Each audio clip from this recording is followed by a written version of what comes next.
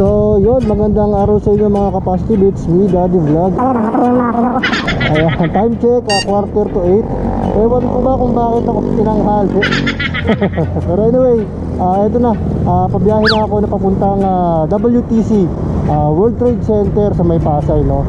Bago ko simulan yung biyahe na to, syempre magdasal muna tayo ng time 10. Yun, at okay na. Siyempre, sorry, magpasalamat sa Arctic Clothing, Basta Clothing, Arctic Clothing, no? Siyempre, thank you din kay Dr. Vanessa ng Dentbook, located at Dasma Bayan. Let's go, medyo mahababang biyahe ito. Sana makuha natin siya ng mga 45 minutes.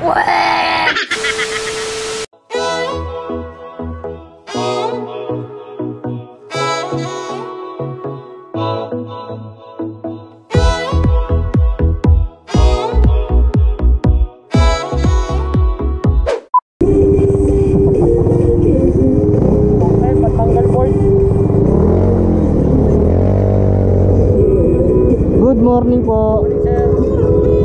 Okay. Hindi lang mawala yung sir, ha? Okay. So yun nga mga kapaskud, no, after 45 minutes sa relo ko, ayan, nakarating na tayo dito sa World Trade Center sa May Pasay. Isip naman tayo nakarating dito at maya maya kikitain na natin ang Team Adlock sa loob at 10 pa naman bukas. A few inches later. So yun, kasama natin si Daniel, ayan, ang Adlock. Iba pala pag ano ng VIP. May ka-ID pa. Ayan. So papunta tayo ngayon sa booth ng Adlock.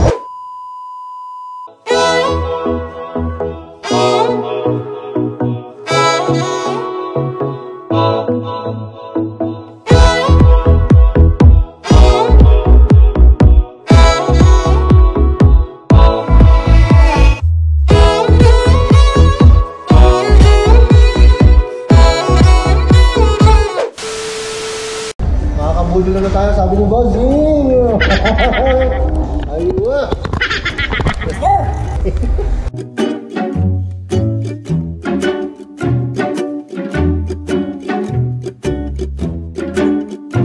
6.5 hours later.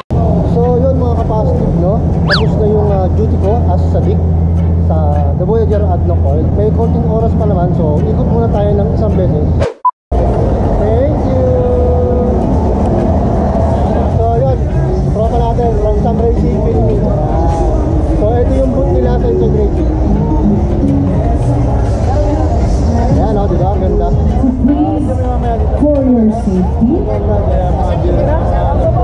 please secure your personal belongings. Before I head on to thanking our major sponsors and sponsors. Master Q! Oo, sa Adlock ako. Out na. Kaya nga, ako rin, masakit na rin pa ako. Sige po, ingat. Day 2. So yun mga kapasib ko, day 2 na ng Inside Racing event. So syempre, bago sumabak, kain muna ng agahan. Para mas maraming matanso sa itsura ko. Charot. Day 2 ng event, mas humaba ang pila, mas dumami pa ang tao.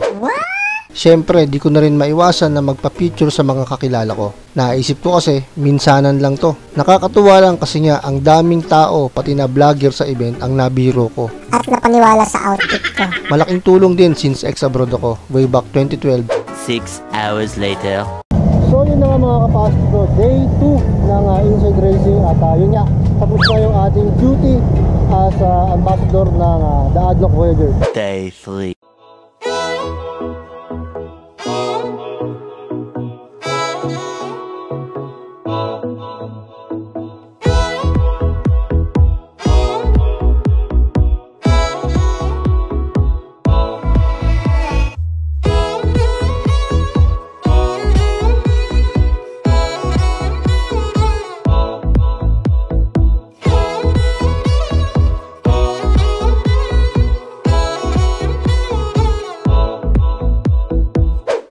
So yun na nga mga ka-positive, no, hindi ko na na-videohan yung ika-third day ko dito sa event. Okay. Dahil dumami na rin talaga yung ganap. May mga nagpapapicture na rin kasi. Biruin mo. Kumapal na talaga yung tao sa loob ng World Trade Hall. Siyempre, masaya rin ako para sa booth namin dahil marami na rin ang nakakakilala at gumagamit ng ADNOC oil. Ang galing! Ang galing! Nakakapagod. Yes. Pero, as always, napakasaya ng pakiramdam. Lalo pa, naging bahagi na ako ng event ng Inside Racing. Bukod dyan, nakita ko rin yung mga bago at dating kakilala. Siyempre, konting kamustahan at kwentuhan na rin. Isa talaga ang event na to sa best experience ko. Lupit talaga pag Team Inside Racing. So yun na mga kapasitive, no? Again, congratulations sa Inside Racing, especially sa the Voyager ADNOC Oil. Ayan, maraming salamat sa opportunity. Very memorable yung experience ko dyan.